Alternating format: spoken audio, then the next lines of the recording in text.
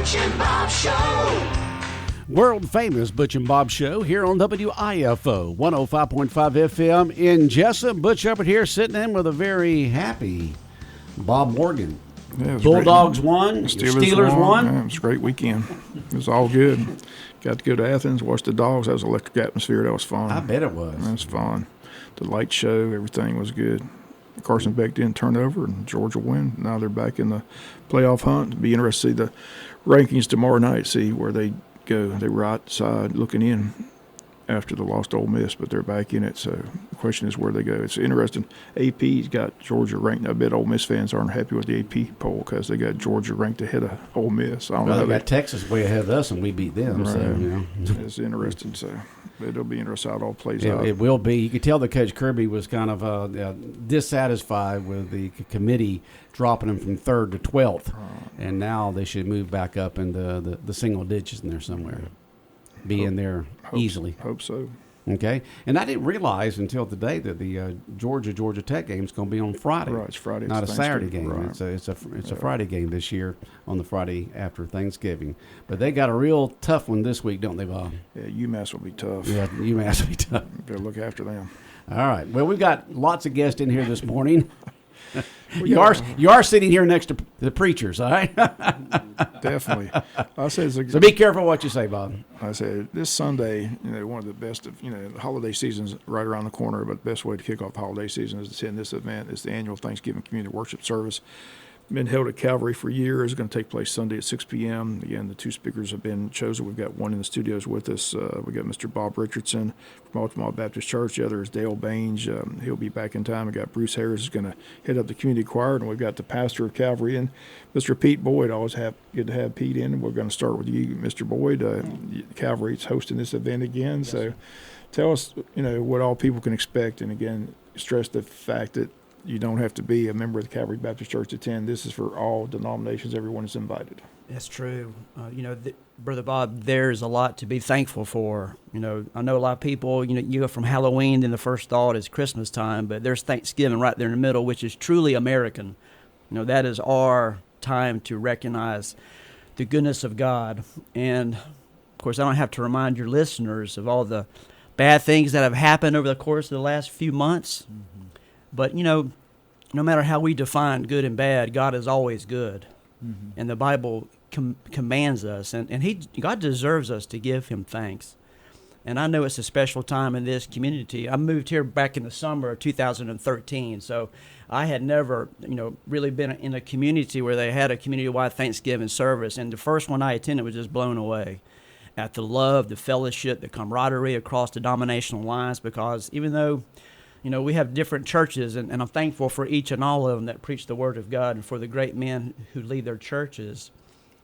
There's something special when we all get together and we put away our differences and just focus on who Christ is and what he's done for us through his grace. So this time coming up, yet again, we get a chance to glorify the Lord in one accord. It's going to be a great time, great singing and great preaching. Yeah, one of the highlights is the music, and Bruce Harris, the person in charge of the music at Calvary, heads up the community choir. So how do you put this together each year? I know, like I said, people come from all churches to be part of the community choir. So how do you put it together?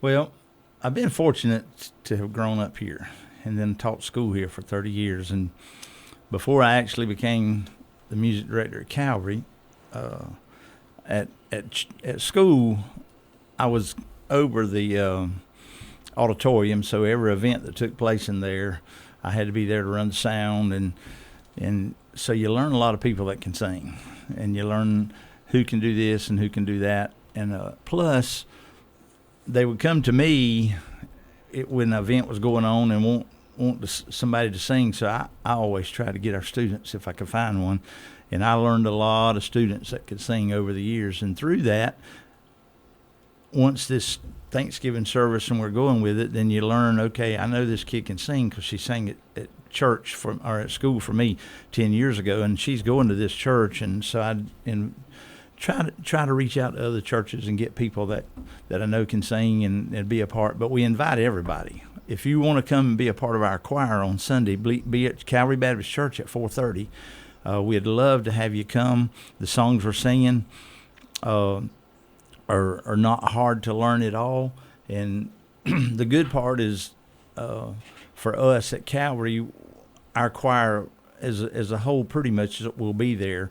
And that helps when other people come in from the community that's never heard the song. So now you've got a group of 45 or 50 that already know it, and it helps them to learn it quicker. So in just a matter of an hour, we'll have those 2 songs ready. But choosing songs, though, you asked that question, really, I start way back 6 months earlier. So just saying, Lord, what do we need to do this year? You kind of lead me what direction we need to sing this year. We're actually going to sing a song this year that I normally don't sing the same choir song again. Once we do it, I do other. But about 6 years ago, we sang a song called "It's Not Over," and it's just a powerful song. Phil Anderson from Sunset was here at that point in time. He actually led that song with us, but this year, actually, Jonathan Papa will be leading that song for us. But then we're singing another song called "Same God." If you go on YouTube, you'll find a group called the Pentecostals of Alexandria. Now those people can sing, and I'll sit and listen to them sometimes for 6 hours at a time. Just this song, and does this song fit what we do at Calvary? And does it, And there's a song called "Same God" that they do that's just a powerful song. I've never used teenagers on the stage at the Thanksgiving service, and I try not to use Calvary Baptist Church people because it's not about Calvary Baptist Church. It's about the community at Wayne County.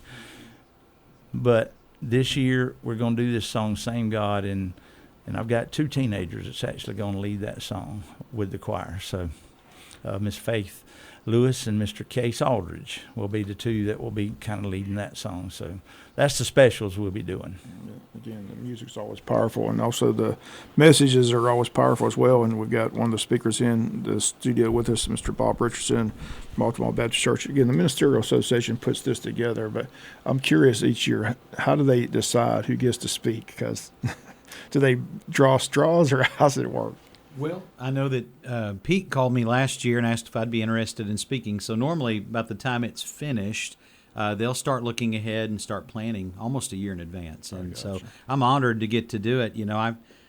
My first thought was, wow, everybody must have turned Pete down. And so he had to say, well, I guess I'll just call Bob. Hey, cross him off. All right, well, I'll call them. Yeah, so anyways, it's like I feel like the guy went in to rob a bank for the first time, and instead of saying, don't mess with me, this is a stick up, he went in there and said, don't stick with me, this is a mess up. So, but honored to get to do this. I attended it 2 years ago, and I'd only been in the county for about a couple weeks, and was just overwhelmed at the singing and the different churches, the different ages that were there. So it really embodies what I would see in Psalm 37, where it says, "Oh, magnify the Lord with me, let us exalt his name together."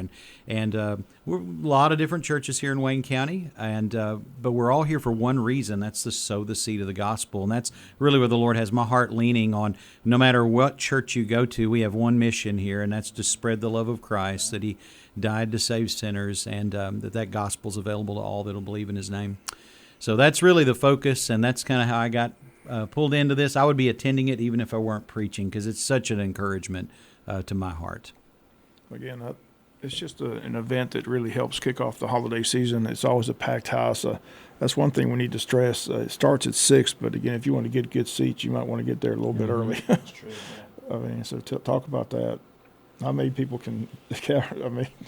Well, we can squeeze them in. I mean, if you're there early, if you would, come and sit in the front towards the middle. That would be awesome. So our ushers can help seat people as they come in a little bit closer to 6 o'clock. I know that's hard for us, the Baptists at least. We like to sit in the back and spread out. But if we could do the inverse of that. And also, too, Brother Bob, if I could I bring up the special offering? Yes. Samaritan Center feeds a lot of homes. And so what we'll do is probably in the middle of the service, we will have a special collection where every single cent will go to the Samaritan Center.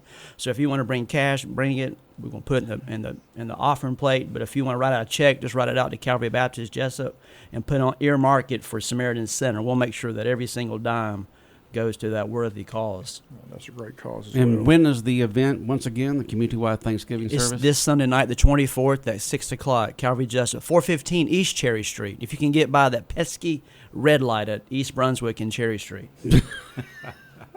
You got Always red. always. Nobody's coming across. It's always you're red. just God's testing your patience there, Pastor. That's right. Every single day. Every single day. No joke. Yeah, I've always said there should be another beatitude. Blessed are the flexible, for they won't get bent out of shape. That's And I have to try to think about that every day. So the other guest speaker is Dale Baines from Grace Assembly Church. You want to talk about him? Well, Dale Baines is a great guy. He's not here today because he says, you know what, I can go be on the Butch and Bob World Family Show, but I'd rather be in the Caribbean. So Dale is a wonderful man of God. And the sad part is, and Bob can attest to this, I'll usually tell you- us preachers don't get to see each other unless there's a funeral going on. true, So yeah. I've heard Dale Baines speak, and he works with hospice too.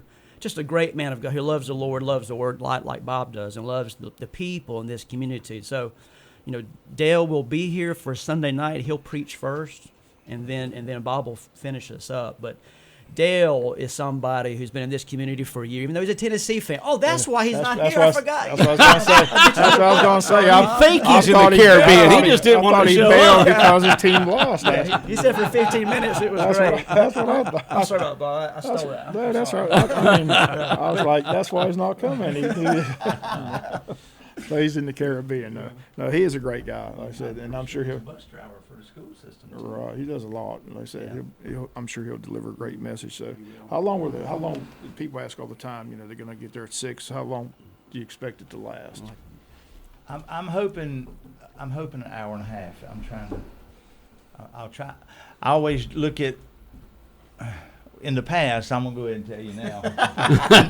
In the past, we've kind of tried to tell the speakers to hold it about 20, 25 minutes, so we can. And I try to plan the music around the fact that there's 2 25-minute messages going on, so that we don't go no more than about an hour and a half. Okay. It flies by, though. It flies by. Yeah, Like I it said, does. Yeah, it Well, it's does. a great event, great way to kick off the holiday season. So again, as we mentioned, it's always a packed house, but just want to remind everybody's invited this coming Sunday at 6 p.m. at Calvary Baptist Church. Sure. Yes. So they just Forward want to to it. invite you. You want to talk about the Wednesday event at the stadium? You know anything about that? I'm sorry, can you say that again, Bob? The Wednesday event at the stadium, the FCA. Oh, the Fields of Faith. Right. Yeah. Uh-huh. Talk Yeah, about Bob, that. Well, it's something that they do all over the U.S. Really, it's sponsored by FCA. I was in Blue Ridge, Georgia, for 10 years, and they had Fields of Faith. I mean, we did that every year with the kids, and so it's a great gathering for our students. There'll be a speaker. There's an encouragement. I love the ministry of FCA. I've got their bracelet on this morning. Just it's always presenting the gospel. Always challenging the students to, the Christian students to be the light of Christ. So there's going to be great praise and worship. There's going to be a great speaker. And it's just a good time to gather everybody up. And a lot of churches will take some of their Wednesday night group and everybody just goes there together. So another good community event of the churches gathering together with one mission in mind. And then we do it again on Sunday night. Right. That's that Wednesday. This coming This Wednesday. coming Wednesday. Mhm. And for Yes, those sir. that may not, FCA stands for Fellowship of Fellowship of Christian and Athletes. it's Been around since 1950. Right. So they're going to have a big event this Wednesday at JC Stadium. That gets underway at 6 o'clock as well, right? Yes, sir. Everyone's invited to that. So Mm-hmm. just a lot going on for the holidays. Like I said, but again, we just want to stress the annual Thanksgiving community worship service. Again, if you haven't ever been, strongly encourage you to come. It'll definitely be a highlight of your holiday season. Mm-hmm. So They'll we be appreciate inspired, definitely. Appreciate you gentlemen coming in and Okay, promoting the thank big you. event. Thanks for having us. Thanks for what Appreciate y'all what you for guys us. do. All right. Appreciate y'all coming in, and we'll be back with more of the world famous Butch and Bob show in a moment. Here's your WIFO forecast. Good morning, everyone. Looking forward to sunshine today. Winds will be nice and calm. Highs through the afternoon in the mid-70s. Extra clouds move in tonight, but no rain in the forecast this evening. Lows will be close to 60. Tomorrow, partly sunny and temperatures a few degrees warmer. We'll bring in scattered rain showers for Tuesday night and a slight chance of a shower early Wednesday. Cloudy for Wednesday afternoon. I'm Georgia meteorologist Laura Huckabee in the GNN Weather Center.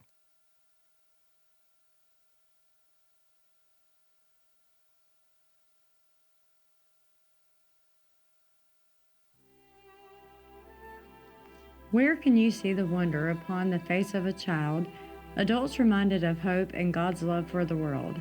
At the Walkthrough Living Nativity presented by Altamaha Baptist Church. The Living Nativity will take place on Wednesday, December the 4th and Thursday, December the 5th from 6 to 8 p.m. at the JC Fairgrounds on Highway 301 North across from the mill. The Living Nativity takes you back in time to Bethlehem, the birthplace of Jesus, the Savior of the world. When you visit Bethlehem, you will discover Roman guards on horseback, women, men, and children working in the marketplace, townspeople coming to pay their taxes, live animals, and most importantly, Mary, Joseph, and baby Jesus lying in a manger. This free event is for the whole family to enjoy. Please make plans to attend the Living Nativity Wednesday, December the 4th and Thursday, December the 5th from 6 to 8 p.m. at the JC Fairgrounds. Big Dog Country Radio, WIFO 105.5 FM in Jesup. We continue on with the world-famous Butch and Bob show. And Bob, it's always amazing. It's like when the Steelers and the Ravens play every year. It's just tough as I don't know what. Hard-hitting game, but within a field goal most every single time. It's always a hard-fought ball game, but Pittsburgh frustrating. They couldn't get in the end zone, but thankfully they got one of the best kickers in Boswell, kicked a couple 50-yarders, but 6 field goals is the win, so it was a good defensive battle, but I'm glad the Steelers came out on top, and now they got a 2-game lead in the division, 8-2, so like I told I went to Buffalo Wild Wings to watch the game with a bunch of Steeler fans in there, and we were all saying if we beat Cleveland twice, we'll have 10 wins and probably get in the playoffs. So we're looking at the schedule. We just got to beat Cleveland twice. Just got to beat Cleveland. Yeah, we beat Cleveland twice. We got 10 wins. We'll get in the playoffs. So we got a game Thursday this week, so we got to take on Cincinnati. So I said I was shocked at the Falcons. Not shocked that they lost, but the way they lost. The way they lost. I mean, Jacksonville. What happened? In Jacksonville, did they even show up? I know Detroit's a good team, and I've been talking about the Lions also. I mean, they look awfully strong, but Jaguars. But there shouldn't be any NFL team that much better than you know. They just didn't play. They didn't show up to play. They got some issues. Looks like Peterson's going to be on his way out the door. Oh yeah. Don't know if Trevor Lawrence is the answer. I mean, it's just a lot of question marks going on in Jacksonville. Well, I wouldn't give up on Trevor, but I would try to put a coach in there that can coach to his strengths and keep the team together. I mean, this was just a mental breakdown of everything. Of the plan, the your coaching plan, your enthusiasm, whether you're going to play or not. When you score 6 points, let them score 50-something points. You just didn't show up because NFL teams should be within less than 14 points of each other. And those Jacksonville people, they keep talking about the new stadium and those luxury suites, and they got to sell those and.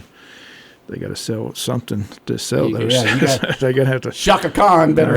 Khan better come up with some winning strategies. Yeah, I still hear they're trying to lure Bill Belichick down there as the head coach. So we'll see how that works out. So they need a splash. They need something that's going to create some excitement. But man, that was hard to watch yesterday. Every time I turned around, the Lions were in the end zone. I mean, long pass plays, long running plays. I mean, Jaguars couldn't stop anything. It was embarrassing. It was bad. I don't know if Bill Belichick's the answer. I think you need to get a hot young coach out there and bring him in and that can relate to the players, but has an offensive mind coach that can go in there and do something with Trevor, and then hire you one of the best defensive coordinators out there and go from there. But they've given up. It looks like for this year. Now, whether they have or not, I don't know. They could come back this next week, and you never can tell in the NFL. They could come back this next week and shine. So we'll see. Let's hope they do. The Cowboys are on prime time tonight, taking on the Houston Texans. But anybody care? It's always entertaining. But Dak Prescott's out, so they got the backup quarterback. So it's hard to win with your backup quarterback. They haven't been relevant in 30 years. 25 years. They haven't been relevant. Going to bring Dion back. That's bring Dion back as a coach. Huh? Yeah, Dion's coming. Dion's going to bring his son.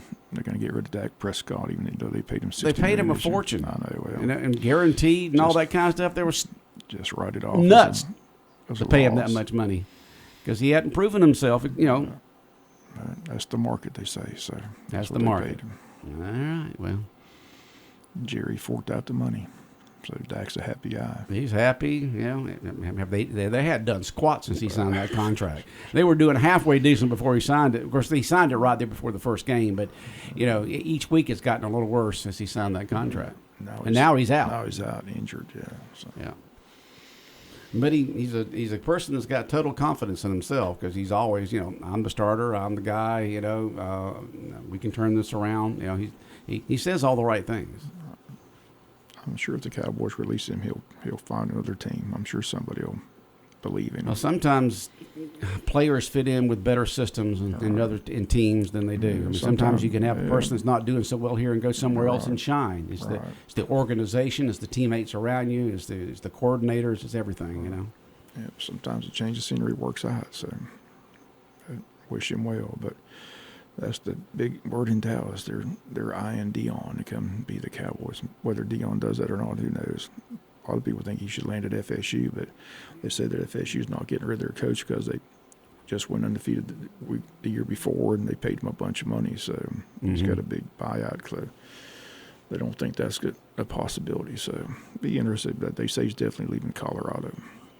But he's got the Buffaloes. That's the big story. One of the big stories in college football. He's got Colorado rolling. He does. And they look like they're going to make doing good. They look like they're going to make the championship game, possibly get in that 12-team playoff. So if Prime Time gets in the 12-team playoff, that'll be some excitement as well. So, but they've got to win out.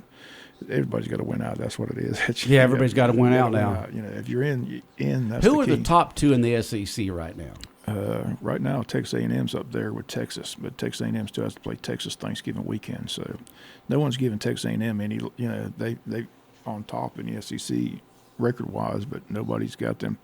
You watch the SEC Nation, all the hosts. They list their top 5 teams in the SEC. They don't even list Texas A&M in the top 5. They don't, so, right?